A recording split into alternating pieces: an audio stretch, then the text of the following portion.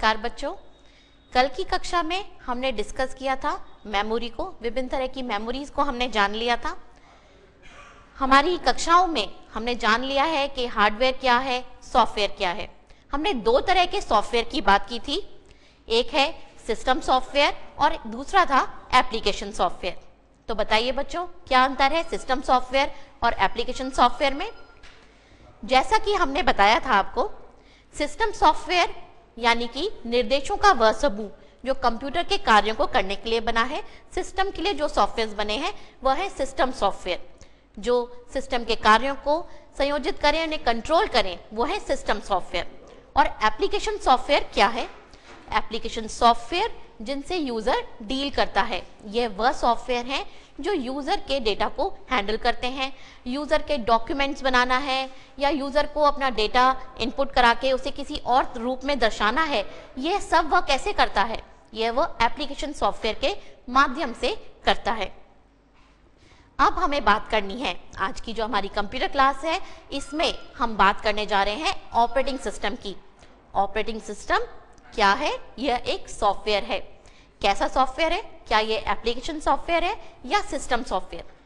बच्चों, operating system वह system software है जो यूजर और हार्डवेयर के मध्य यूजर के कार्यों, जो भी हमारे हार्डवेयर हैं उन्हें कंट्रोल करना, उनसे कैसे काम करवाना है, ये सारे कामों का एक जो इंटरफेस है वह प्रदान करने का कार्य है ऑपरेटिंग सिस्टम।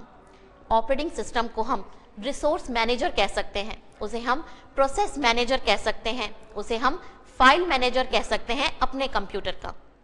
यानी कि कंप्यूटर में जितने भी कार्य होते हैं, यूजर और हार्डवेयर के बीच मध्यस्थ का काम करता है ये ऑपरेटिंग सिस्टम। यहाँ एक डायग्राम से हम ऑपरेटिंग सिस्टम और यूजर के मध्यस्थ जो इंटरफेस है उसे दर्शा रहे हैं। यहाँ हमने रखा है यूजर को, यहाँ हमारी एप्लीकेशंस, ये है हमारा ऑपरेटिंग सिस्टम और यहाँ पर आएगा हमारा हार्डवेयर। समझें इस डायग्राम को। यूजर और हार्डवेयर के बीच एक इंटरफेस प्रदान करता है ऑपरेटिंग सिस्टम। यूजर किससे कम्युनिकेट करता है, यूजर किसके थ्रू अपना डेटा देता है, वह है एप्लीकेशन। एप्लीकेशन को यूज करके यूजर अपना डेटा देगा या जो भी उसकी क्वेरीज हैं, जो इंस्ट्रक्शंस हैं, वो इस एप्लीकेशन के माध्यम से देगा। ऑपरेटिंग सिस्टम उन्हें ग्रहण करेगा, कैसे हार्डवेयर से काम लेना है, क्या काम करवाना है, ये सारी चीजें ऑपरेटिंग सिस्टम को ही संभालनी होती हैं। ये देखिए, यहाँ हमने दिखाया है कि यह सब आपस में इंटरैक्ट कर रहे हैं। इन एरो के बेसिस पे हम ये दिखा रहे हैं।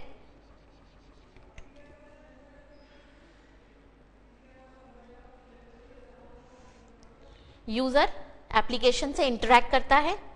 हमारी जो एप्लीकेशंस हैं, चाहे वो यूजर की बनाई हुई हो या पहले से आपके कंप्यूटर में जो एप्लीकेशंस हैं आप उन्हें यूज कर रहे हो, यूजर उनसे इंटरैक्ट करेगा। ऑपरेटिंग सिस्टम यूजर ने जो डेटा दिया है, उसे जो हार्डवेयर से काम करवाने हैं, वह सारे कामों के बीच में एक मध्यस्थ का रोल निभाएगा और सूचना को तब्दील करके, जिससे कि यूजर उसे समझ सके, उसे उसके अनुरूप तब्दील करके यूजर को प्रदान करेगा। अब चाहे वो एप्लीकेशन सॉफ्टवेयर के माध्यम से हो या कैसे भी।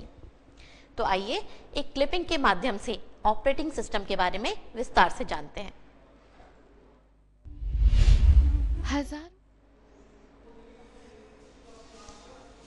दर्शाया है हमने। ऑपरेटिंग सिस्टम हार्डवेयर और उपयोगकर्ता के बीच में एक मध्यस्थ के समान कार्य करता है। सॉफ्टवेयर के निर्देशों और उपयोगकर्ता के निर्देशों को हार्डवेयर से क्रियान्वित करवाने का काम ऑपरेटिंग सिस्टम ही करता है। हर सॉफ्टवेयर का अपना अपना ग्राफिकल यूजर इंटरफेस होता है, जिसे यूजर इस्तेमाल करता है और निर्देश देता है। यह निर्देश हार्डवेयर के लिए होते हैं, लेकिन उपयोगकर्ता को यह चिंता करने की जरूरत नहीं कि हार्डवेयर से कैसे काम लेना है, क्योंकि इसके लिए है ऑपरेटिंग सिस्टम। ऑपरेटिंग सिस्टम ही इन निर्देशों का पालन कर हार्डवेयर से काम लेता है। तो बच्चों, समझा आपने ऑपरेटिंग सिस्टम क्या है? ये एक इंटरफेस है किसके बीच में? It is an interface between hardware and user. User को हार्डवेयर से किस तरह से काम लेना है, क्या लेना है, उसकी कोई चिंता करने की जरूरत नहीं है। ऑपरेटिंग सिस्टम है जो हमारे कमांड्स को लेगा, उन्हें इंटरप्रेट करेगा और हमारे अनुरूप हमारे रिजल्ट्स को दिखाएगा। यहाँ पर हम अब बता रहे हैं कि क्या क्या फंक्शंस हैं ऑपरेटिंग सिस्टम के। यहाँ पर हम अब समझने जा रहे हैं functions of operating system. Operating system हमारे रिसोर्सेज को मैनेज करता है, यानी कि ऑपरेटिंग सिस्टम का एक महत्वपूर्ण काम है रिसोर्स मैनेजमेंट। हमारे कंप्यूटर में एक साथ कई सारे प्रोसेसेस चलते हैं, कई सारे टास्क, एक साथ कई सारे टास्क पर हमारा कंप्यूटर काम करता है। इन्हें नियंत्रित करना, इन्हें मैनेज करने का कार्य भी ऑपरेटिंग सिस्टम का होता है। इसे बोलते हैं हम प्रोसेस मैनेजमेंट। उसके बाद आता है फाइल मैनेजमेंट।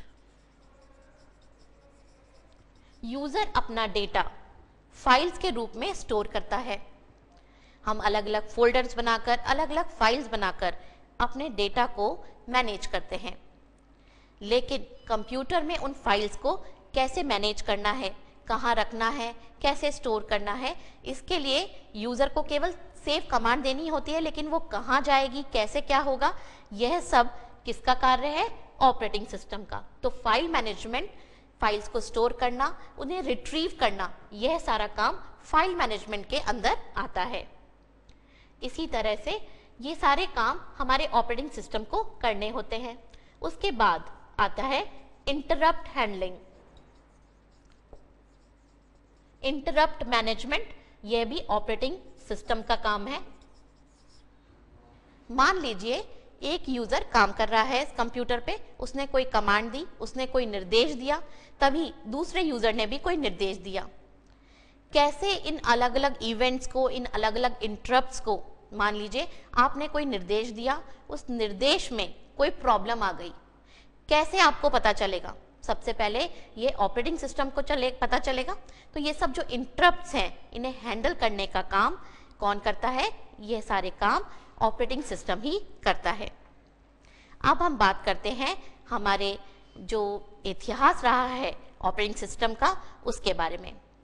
1940 में कोई ऑपरेटिंग सिस्टम की बात नहीं थी, कोई ऑपरेटिंग सिस्टम को नहीं जानता था।